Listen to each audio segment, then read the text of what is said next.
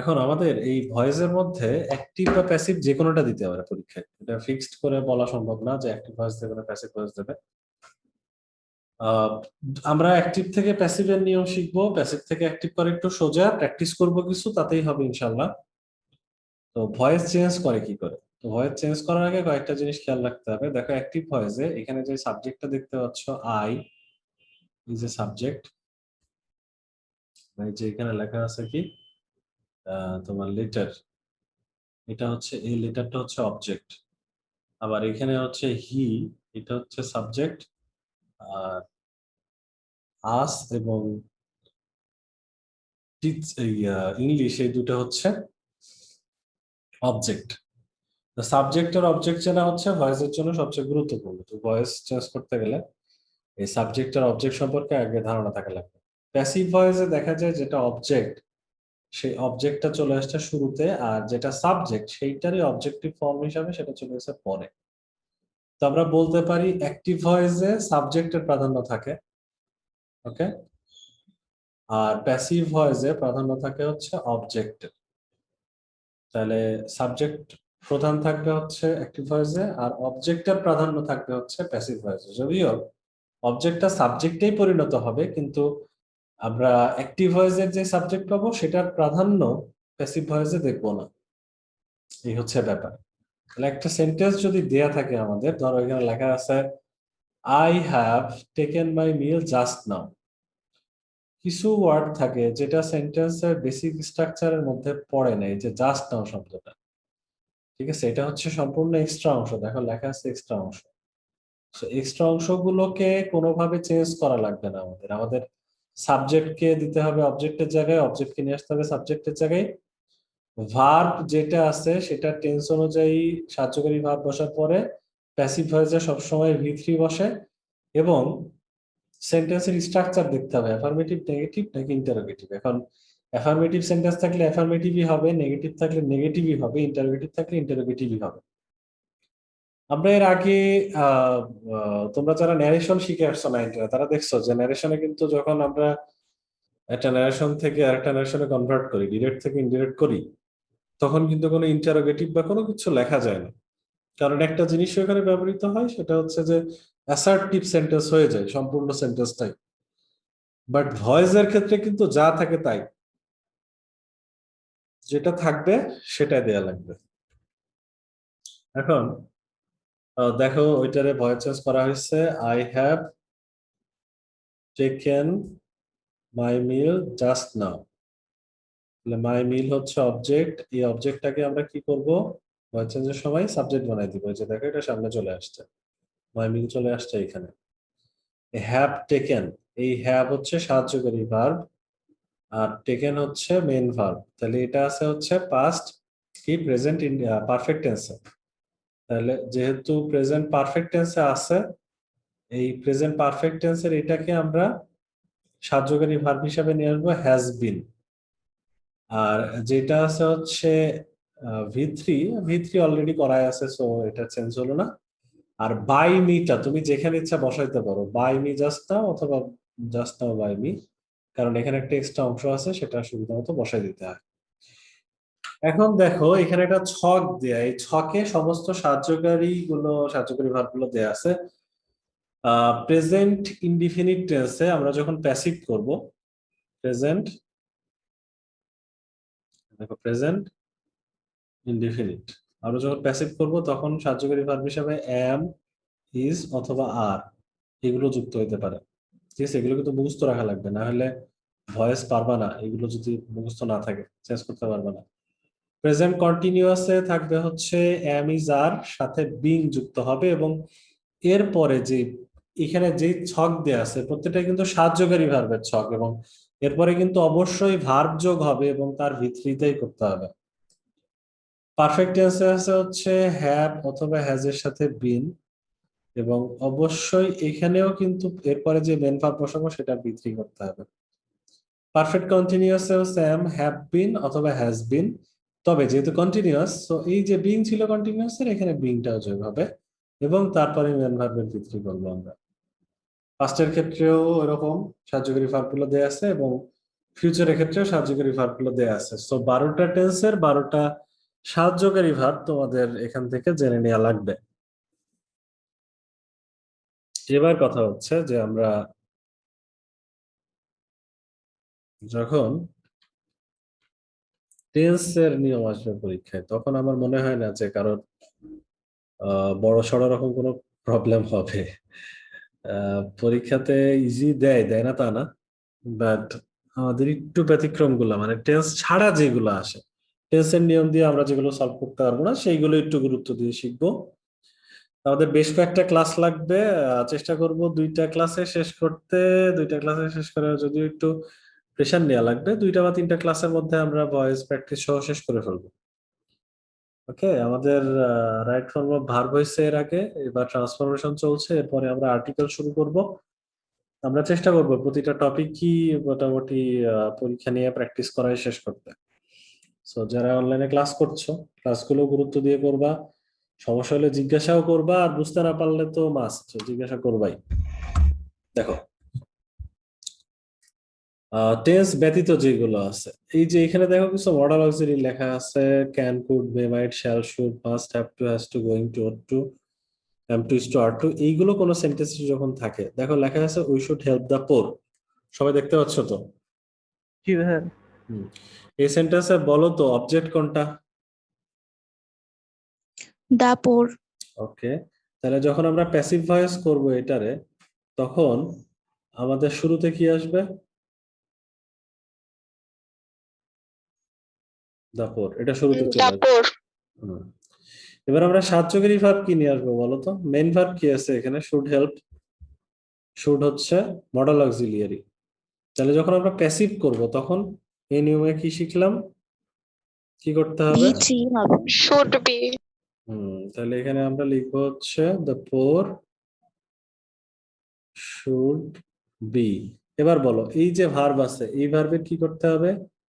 হেল্পের V3 তাহলে present from হ্যাঁ, helped help ভি3 করতে হবে।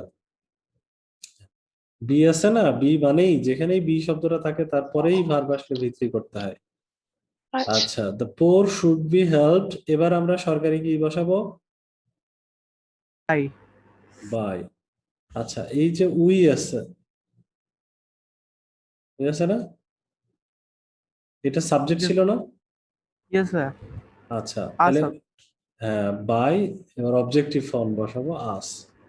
তাহলে অ্যান্সারটা হলো the poor should be help by us. Okay, the poor should be help by us. আচ্ছা, তোমরা যদি এটা বুঝে থাকো তাহলে এইটা লিখবা খাতায়। এটা খাতায় লিখে হয়ে গেলে তারপরে আমি জিজ্ঞাসা করবো একজন একজন করে। এটা খাতায় লিখে ফেলে আনসারটা। We are going to open an account, এটার প্যাসিভ কি হবে? প্রশ্ন তোলার দরকার নেই, জাস্ট উত্তরটা লেখো।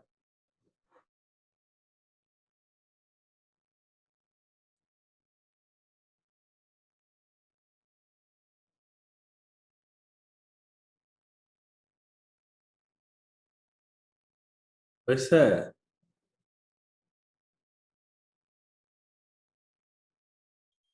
জি ভাইয়া।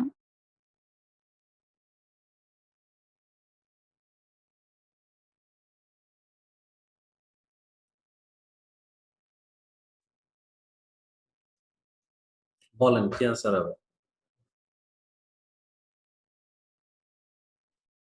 An account is going to be opened by us. An account is going to be opened by us. এখন কথা হচ্ছে, আমি যে বললাম an account is going to be opened by us, এই an account হচ্ছে অবজেক্ট ছিল, সাবজেক্ট হয়ে গেছে। আর গোয়িং আছে, সেই অ্যাকাউন্টের পরে তো আর গোয়িং হয় না যেহেতু singular, so is going. Going টুর পরে হচ্ছে আমরা একটা বি যোগ করছি, ওপেন এর কি করছি? ভি3, তারপরে সরকারি একটা বাই লাগাইছি, আর উই হয়ে গেছে আস। তাহলে অ্যান্সারটা হলো an account is going to be opened by us. সবার কি হয়েছে? জি ভাইয়া। এবং সবাই বুঝে শুনে করছো তো? জি ভাইয়া। ওকে, গুড। পরেরটা দেখো। He is going to build a house, তাহলে এটার অ্যান্সার কি হবে? মুখে মুখে বলো তো। A house is going to be built by him. A house is going to be Built by him. built, হ্যাঁ, built by him. Him. Good. House is going to be built by him. We should respect our teachers. বলো, মুখে মুখে বলো। Our teachers should be respected by us. Our teachers should be respected by us. Very good. Okay, তাহলে তো voice এই নিয়মটা পাচ্ছ। আমরা পরের নিয়মে চলে গেলাম। যদি কোথাও দেখো সাবজেক্ট এবং অবজেক্ট একই জিনিস আছে, কিরকম? ধরো কোথাও লেখা আছে যে হি কিলড আ বার্ড, এখানে সাবজেক্ট কি আর অবজেক্ট কি বলো তো? Subject he are a bird object. ওকে, কিন্তু সেন্টেন্সটা যদি এরকম থাকতো, হি কিলড হিমসেলফ, এবার সাবজেক্ট কি? হি, অবজেক্ট কি? একই জন না? একই জন। হিমসেলফ, তাই না? হিটাই তো হিমসেলফ হয়ে গেছে, সাবজেক্ট আর অবজেক্ট একই জন হয়ে গেছে। এবার হচ্ছে মুশকিল, যদি কখনো আমরা এরকম দেখি যে সাবজেক্ট এবং অবজেক্ট সিমিলার, সেই ক্ষেত্রে আমরা অবজেক্টকে সাবজেক্ট, সাবজেক্টকে অবজেক্ট এরকম করতে পারবো না, যে যেখানে আছে সেখানে রেখে দিব। তাহলে হি কিলড হিমসেলফ, আমরা জানি এটা যেহেতু রিফ্লেক্সিভ প্রোনাউন বলা হয়, সো এই জায়গাতে সাবজেক্ট সাবজেক্টের জায়গাতেই থাকবে, তারপরে সাহায্যকারী ভার্ব V3, তারপরে বাই, এবার অবজেক্ট অবজেক্টের জায়গাতেই থাকবে। তাহলে যদি লেখা থাকে হি কিলড হিমসেলফ, এটার প্যাসিভ কি হবে বলো তো? সবাই জানো প্যাসিভ কি হবে?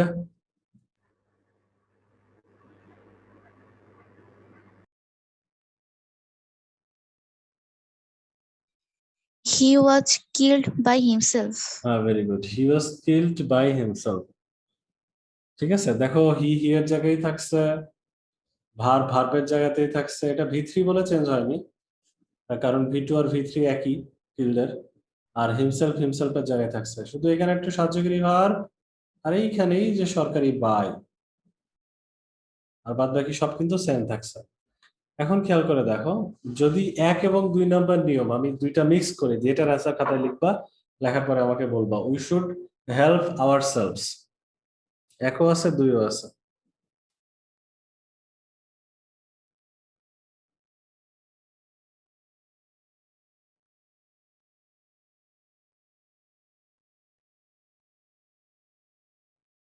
হয়েছে? বলো। We should be helped by ourselves. হ্যাঁ, we should be helped by ourselves. Okay, good. তাহলে শি কিলড হারসেলফ, তাই তো? এই যে সুইসাইড করছে, সুইসাইডের অ্যাড দিচ্ছে, সুইসাইড টুইসাইড কিছু করে নাই।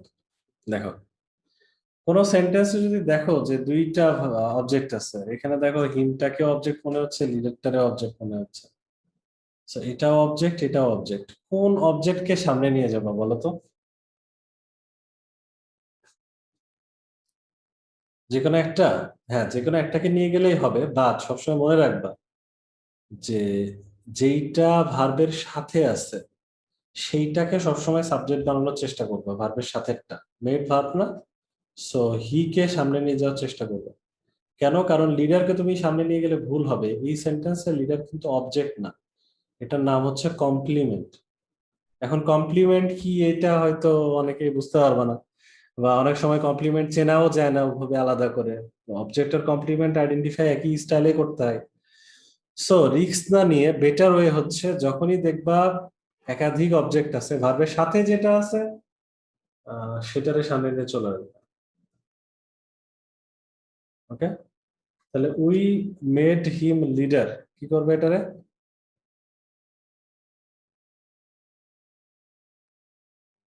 He was made leader by us. হ্যাঁ, he was made leader by us, not leader was made him by us, এটা কিন্তু হবে না, দিলেই ভুল। ঠিক আছে, আচ্ছা, আরেকটা লেখা তো উই ইলেক্টেড হিম চেয়ারম্যান, মুখে মুখে বলতে পারবা কেউ উই ইলেক্টেড হিম চেয়ারম্যান, এটার প্যাসিভ কি হবে? He was elected chairman by us. He was elected chairman by us, very good. এখানে কিছু ওয়ার্ড লেখা আছে, দেখো, need, make, hear, feel, know, do, go, help, let. এইগুলো যদি কোনো সেন্টেন্সে থাকো, দেখো এই দেখো একটু খেয়াল করে, এগুলো সেন্টেন্সে থাকলে আই হার্ড আছে, ঠিক আছে? এটা এখানে আছে না, এই যে এটার পাস্ট ফর্ম। এইটা একটা ভার্ব, আবার সিং এটা একটা ভার্ব না? বিবাহ সিং একটা ভার্ব, তাহলে একটা সেন্টেন্সে কয়টা ভার্ব আছে? দুইটা। তাহলে দুইটা। আমরা জানি যে একটা সিম্পল সেন্টেন্সে দুইটা ভার্ব থাকলে পরের ভার্বের আগে টু যোগ হয়, অথবা পরের ভার্বের সাথে আইএনজি যোগ হয়, এই দুইটার কোনো একটা ঘটনা ঘটে, টু প্লাস বি ওয়ান অথবা ভার্ব প্লাস আইএনজি, ঠিক আছে? টু প্লাস বি ওয়ান অথবা ভার্ব প্লাস আইএনজি। এখন আমরা বলবা যে এই জায়গাতে এই যে লেখা আছে যে সিং, এখানে টু প্লাস বি ওয়ান হয়েছে নাকি ভার্ব প্লাস আইএনজি হয়েছে, কোনটা হয়েছে?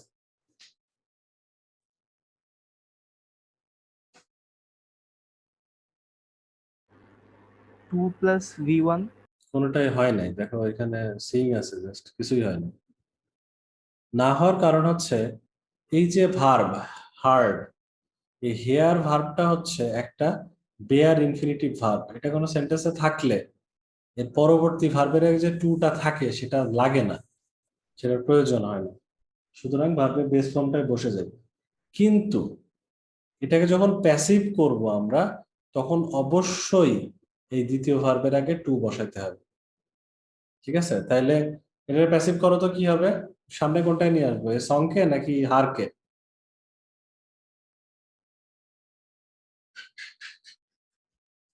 He was heard to sing a song by me। আচ্ছা, এখন কথা হচ্ছে যে এই যে বাই মি যেটা লেখা আছে সেটা এখানে বসালেও হয়, না বসালেও হয়, আমি পরামর্শ দিব বসাবো। যত জায়গাতে বাই আছে বা এরকম সাবজেক্টকে অবজেক্ট বানানোর সুযোগ আছে সব জায়গাতে ব্যবহার করবা, কারণ কোথায় বসবে কোথায় বসবে না এই নিয়ে টেনশন করার থেকে সব জায়গায় বসাই দেওয়া ভালো, এর জন্য তো আর ভুল হচ্ছে না। তাহলে উত্তরটা হলো she was hard to Singh a song. আসল নিয়মটা হচ্ছে যে এই ভার্বের আগে টু ছিল না অ্যাক্টিভ ভয়েসে, কিন্তু যখন প্যাসিভ বসাবো তখন কি করব, এই একটা টু চলে আসবে, আর বাদ বাকি সব ভয়েসের নিয়ম ভয়েসের নিয়মের মতো কাজ করবে। তাহলে নিয়মটা বোঝা গেছে? তো সিং এর আগেই যে শুধু এরকম ঘটনা ঘটবে তা না, এখানে যতগুলো ভার্ব দেয়া আছে তারপরে যেই ভার্বই আসুক সবার ক্ষেত্রে সেম ঘটনা ঘটবে। এখানে যতগুলো ভার্ব লেখা আছে, need, make, hear, feel, know, do, go, help, let, এখানে যা যা পাবা সবগুলোর ক্ষেত্রে সেম নিয়ম প্রযোজ্য হবে, ঠিক আছে? আই মেড হার লাফ, এটা বলো তো, মুখে মুখে বলো, এটার প্যাসিভ কি হবে?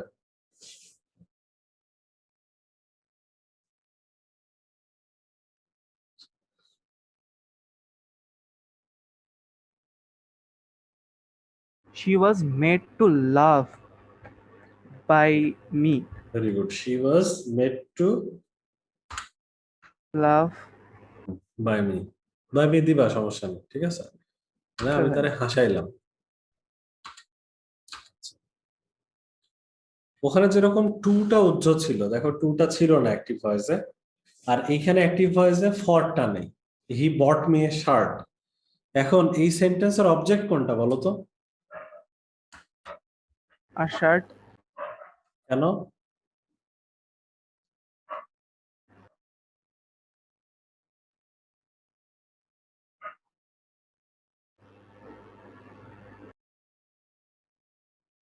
জানি না ভাইয়া।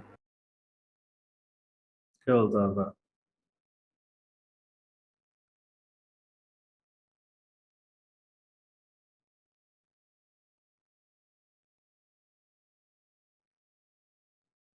কেন মিকে আমরা অবজেক্ট বলছি না? এটারে বাংলা করো তো, বাংলা করলে কি হয় বলো তো? সে আমার জন্য একটা শার্ট কিনেছে। রাইট, এখন যদি আমি এটারে এভাবে বলি যে হি বট মি, সে আমাকে কিনেছে, এটা কি হয়? সে হি বট মি, না ভাইয়া। এটা কিন্তু হয় না। সো মনে রাখবা যে সে আমাকে কিন্তু কেনে নাই, ঠিক আছে? সে আমারে কেনে নাই, সে কিনছে হচ্ছে শার্টটারে। ওকে, তাইলে আমরা দিব যে হি বট মি, সে শার্ট কিনছে, কিন্তু সে শার্টটা কিনছে কি উদ্দেশ্যে? যে আমারে দেবে সেজন্য। হ্যাঁ, ঠিক আছে। সো মিটাকে এখানে অবজেক্ট কোনোভাবে ধরা যাবে না। তাহলে এই যে ফর ছিল, এটা অ্যাক্টিভ ভয়েসে পাবো না আমরা, বাট যখন আমরা প্যাসিভ ভয়েস করব তখন এই মি এর আগে ফরটা চলে আসবে, ঠিক আছে? তাহলে অ্যান্সারটা হবে হচ্ছে a shirt was bought for me by him. মনে থাকবে? আচ্ছা, এই জিনিসটা পারো তোমরা, হানি টেস্ট সুইট?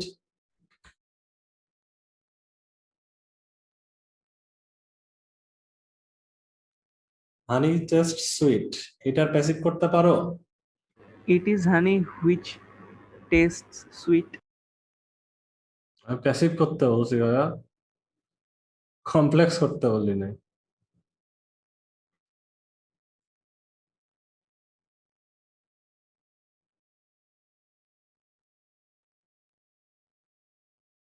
কে বলতে পারবা?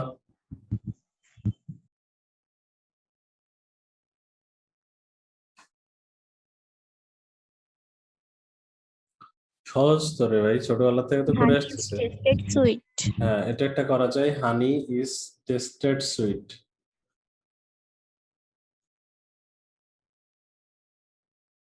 আরেকটা নিয়ম,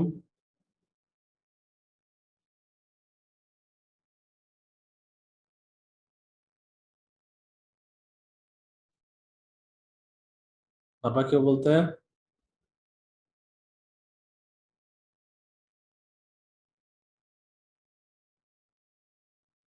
হানি সুইট when it is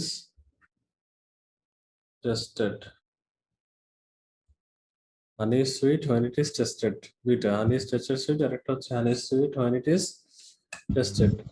আচ্ছা, দুইটা নিয়মের যেটাই করো সমস্যা নেই, দুইটাই কারেক্ট। এখন কথা হচ্ছে যে এই ধরনের সেন্টেন্স যেখানে মধু তো আর কাউকে খায় না, তাই না? মধু কি করে খায়? মধুরে কেউ খায়, মধুরে খেয়ে বলে যে এটা মিষ্টি। কিন্তু এইখানকার নিয়মটা হচ্ছে যে এই যে মধু খাওয়া হচ্ছে, এই হানি শব্দটা তো আর সাবজেক্ট হইতে পারে না। সো এই ধরনের সেন্টেন্স হওয়ার কথা প্যাসিভ ভয়েস, বাট এটারে আমরা অ্যাক্টিভ ভয়েসই বলছি, সেজন্য এর নাম হচ্ছে কোয়াসি প্যাসিভ। কোয়াসি প্যাসিভ হলে এই ধরনের নিয়ম প্রযোজ্য হয়। এখন দ্য নভেলস রিড ওয়েল, এটা করে ফেলো তো খাতায়, এটা লিখে ফেলো, দেখি কে কে পারে। The novels read well.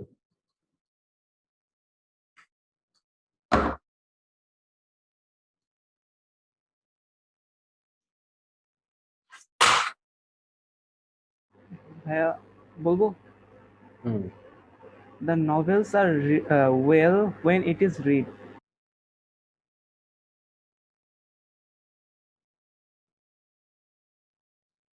তাহলে দ্য নভেলস, বলো আরেকবার, the novels. The novels are well when it is read. আচ্ছা, হয় নাই।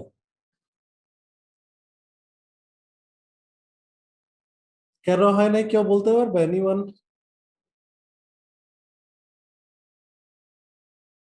ভুল গেল কোথায় ওর? এখানে ইজ হবে নাকি আর থাকবে? আচ্ছা, তুমি যেহেতু বলছো নভেলস আর ওয়েল, ভালো কথা, নভেলস বহু বচন, তাহলে ইট বলছো কেন? ইট তো এক বচন।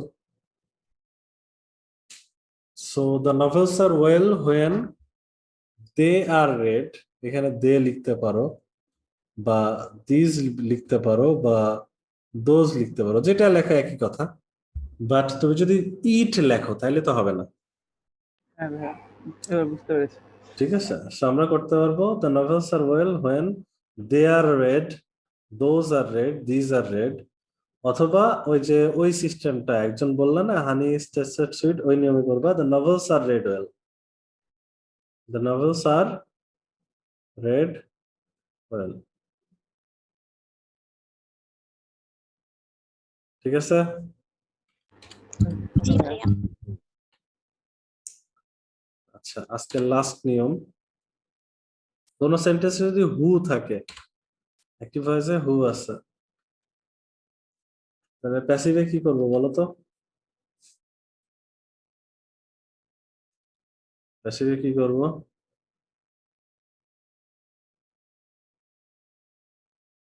By প্রশ্ন তো whom? চিহ্ন হবে, হ্যাঁ, বাই হোম By দিব, রাইট। তাহলে হু থাকলে বাই হোম। বাকিটুকু বলো তো কি হবে আনসারটা? By whom,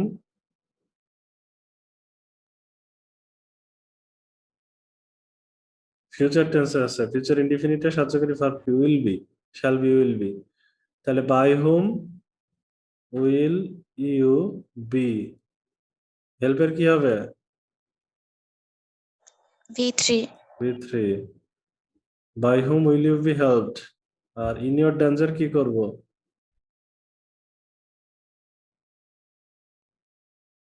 In your danger হবে ভাইয়া। প্রশ্নোত্তর চিহ্ন কি থাকবে না ফুল স্টপ হবে? প্রশ্নবোধক চিহ্ন থাকবে। হ্যাঁ, এটা কিন্তু থাকবে।